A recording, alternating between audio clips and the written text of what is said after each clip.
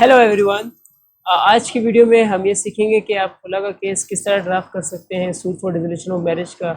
इसके क्या relevant grounds होते हैं, इसके बाद इसके साथ क्या रेलेवेंट डॉक्यूमेंट्स एनेक्स होते हैं, और इसमें क्या यंग लॉयर्स जो हैं, लॉ स्टूडेंट्स जो हैं, क्या इसमें मिस्टेक्स करते हैं जिनसे हमें अवॉइड करना चाहिए। काफ़ी स्टूडेंट ये सवाल पूछते हैं कि हमें कौन सा फॉर्मेट, कौन सा सैम्पल फॉलो करना चाहिए। आप जब गूगल पे सर्च करते हैं आपको हज़ारों डॉक्यूमेंट सैंपल्स मिल जाएंगे, लेकिन इसमें मेरा जवाब यही होता है कि आपने फॉर्मेटिंग किस तरह अरेंज करनी है, आपने लाइन स्पेसिंग किस तरह रखनी है, सब आपकी पर्सनल प्रेफरेंस है। कुछ जनरल चीज़ें होती हैं, मैंडेटरी चीज़ें होती हैं, वो होना लाजमी है। अदरवाइज़ जो formatting with respect to formatting, it is up to you. आपको जो बेहतर लगे, जो चीज़ आपको क्लियर लगे, आप वो अडोप्ट कर सकते हैं। अब suit for dissolution of marriage by way of खुला, उसके सबसे पहले हम आ जाते हैं कि आप फाइल कहाँ करते हैं। हमारे पास एक सैंपल है, वो भी मैं आपको शो आउट करूँगा, लेकिन कहाँ फाइल करते हैं। फैमिली केस में हमारे पास एक स्पेसिफिक ये है कि जहाँ वुमेन रहती हो उसी का जो कंसर्न एरिया है, कंसर्न पुलिस स्टेशन है, जिस पुलिस स्टेशन की टेरिटोरी में वो रहती हो, वहाँ आप वो केस फाइल कर सकते हैं। अब एक सिंपल सा मेरे पास फॉर्मेट है जो मैं फॉलो करता हूँ, और जो आप नॉर्मली फॉलो कर सकते हैं डिसोल्यूशन ऑफ मैरिज के केस में।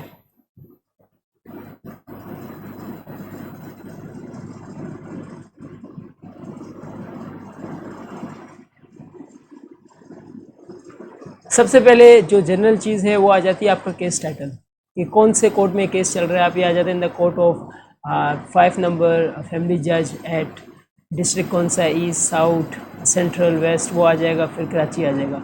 फिर आपको ये एक और जनरल चीज़ फैमिली सूट नंबर, जो office file fill by office होती है, ये आपने वो करेंगे, उसको 2025 आ जाएगा। जिस शहर में आप फाइल कर रहे हैं वो आ जाएगा।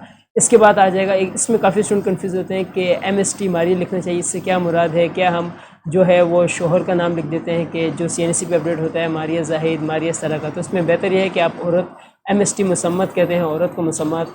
तो आप ये जो है MST डॉट यूज़ करके उनका नाम लिखें, और डॉटर ऑफ में उनके फादर का नाम लिख दें जिनका आप केस फाइल करें। फिर उसके बाद जो है एक और चीज़ जो आपने माइंड में रखनी है, जब भी आप खुला का केस ड्राफ्ट करें तो जो रेजिडेंस है, जो उनका एड्रेस है, वो आपने बिल्कुल क्लियर लिखना है। इस तरीके से लिखना है कि जब कोर्ट उसकी वेरिफिकेशन कॉल आउट करे, उन्हें कोई उसमें एम्बिग्यूटी ना हो और कोई इशू ना हो, क्योंकि इससे जो है कोर्ट की जुरिसडिक्शन डिटरमिन होती है। तो ये जो आपने एड्रेस है, ये बिल्कुल ऐसे तरीके से लिखना है कि इसे सिचुएट करने में या लोकेट करने में आसानी हो। फिर उसके बाद सिमिलरली आपने जो है ये डिफेंडेंट का ये ऐड कर लेना है, उनका नाम, उनका फादर का नाम, उसके बाद रेजिडेंट वो कहाँ के हैं। फिर एक और चीज़ फॉर्मेटिंग के लिहाज से एक पॉइंट, अब मैं जो है इस तरह लिखता हूँ, डॉट डाल के प्लेंटिफ लिख दिया। कुछ जो लॉयर्स हैं वो इस तरह भी लिखते हैं, जस्ट टू शो यू कि वो यहाँ से डॉट डालना स्टार्ट करते हैं इस तरह, एंड देन जो है वो ऐसे प्लेंटिफ लिख देते हैं। तो ये दोनों फॉर्मेट जो है ठीक है। इट्स अप टू यू कि जो आपको अच्छा लगता है, जो आपको अट्रैक्ट करता है, आप वो यूज़ कर सकते हैं, इसमें कोई इशू नहीं है। फिर उसके बाद आ जाता है कि एक और अहम चीज़ के suit for dissolution of marriage wife खुला में आप क्या मेंटेनेंस का केस साथ कर सकते हैं, डावरी का, डावर के सारे केस। जी हाँ, बिल्कुल, आप ये सारे केस एक ही केस के अंदर कर सकते हैं। अब ये जो है, जब आप खुला का केस दाखिल करते हैं जिसमें आप अपना डावर जो है रिलिंक्विश करती है वुमेन, तो उसमें जो है आपको किसी भी ग्राउंड्स की ज़रूरत नहीं है सुप्रीम कोर्ट की। इसमें न्यूमेरियस प्रोनाउंसमेंट है कि आपने सिर्फ जाके केस दाखिल करना है। आपने ये भी नहीं बताना कि आपने शोर से नफरत करती हैं, ये वजह है वो आपको मारता है, आपको कोई चीज़ ज़रूरत ही नहीं है। जब आप अपना डावर रिलिंक्विश कर रही हैं, उसके रिवॉर्ड में आपको ये खुला दी जा रही है। तो इसमें आपको यही मिस्टेक है जो हमारे लॉयर करते हैं कि आप खुला का ड्राफ्ट देखेंगे, 5-10 पेजेस का ड्राफ्ट होता है, जिसमें सिर्फ जो ऐसे ग्राउंड जिनकी रिक्वायरमेंट ही नहीं है अंडर द लॉ, आप लिखते हैं सिर्फ वेस्टेज ऑफ टाइम। तो आप इफेक्टिव ड्राफ्टिंग करें, स्मार्ट ड्राफ्टिंग करें। तो क्या क्या एसेंशियल ग्राउंड्स इसमें होने चाहिए। सबसे पहले जो पहला ग्राउंड आपका हो, पहला पॉइंट हो, वो ये होगा कि आपका निकाह कब हुआ, किस डेट को हुआ, आपका हक महर कितना था, आपने निकाह नामा जो है एज एनेक्सचर लगा दिया। अब एनेक्सचर की जो फॉर्मेटिंग है, आप एनेक्सचर A B से भी स्टार्ट कर सकते हैं, P से भी कर सकते हैं, क्योंकि P से प्लेंटिफ होता है, P1 इस तरह करके आप कर सकते हैं। फिर उसके बाद सेकंड पैराग्राफ जो रेलेवेंट इन्फॉर्मेशन है, रेलेवेंट ग्राउंड है, वो आपको देना लाजमी। वो है कि रुखसती कब हुई, क्योंकि हमारे यहाँ निकाह पहले हो जाता है, रुखसती बाद में होती है। और रुखसती के बाद जो बच्चे हैं, इशू कहते हैं, बच्चे को जितने बच्चे हैं उनके बारे में बता देना है। और बच्चों का अगर हैं तो उनका जो बर्थ सर्टिफिकेट है या child CRC child registration certificate है, वो भी आपने एनेक्स कर देना है for the clarification of the court के लिए क्लियर हो जाए। फिर उसके बाद एक पैराग्राफ में आपने लिख देना है कि जो शोर है वो शादी की जो रिस्पॉन्सिबिलिटीज़ है वो पूरी नहीं कर रहा है, इसलिए जो है आप औरत उसके साथ नहीं रहना चाहती। इसके अलावा आपने कोई जो है एक्स्ट्रा ग्राउंड नहीं लेना, अपने केस में मसाले ऐड नहीं करना है, क्योंकि ना कोई उसकी ज़रूरत है और ना उसकी कोई हैसियत है। आपने जस्ट अपना टाइम वेस्ट करना है। इसके बाद अगर आपका केस मेंटेनेंस का है, आप मेंटेनेंस भी क्लाइम कर रहे हैं, तो आप फिर रेलेवेंट ग्राउंड लिख सकते हैं। अगेन मैं क्लेरिफाई कर रहा हूँ, अगर आपका केस सिर्फ खुला का है, आपको कोई ग्राउंड की ज़रूरत नहीं है।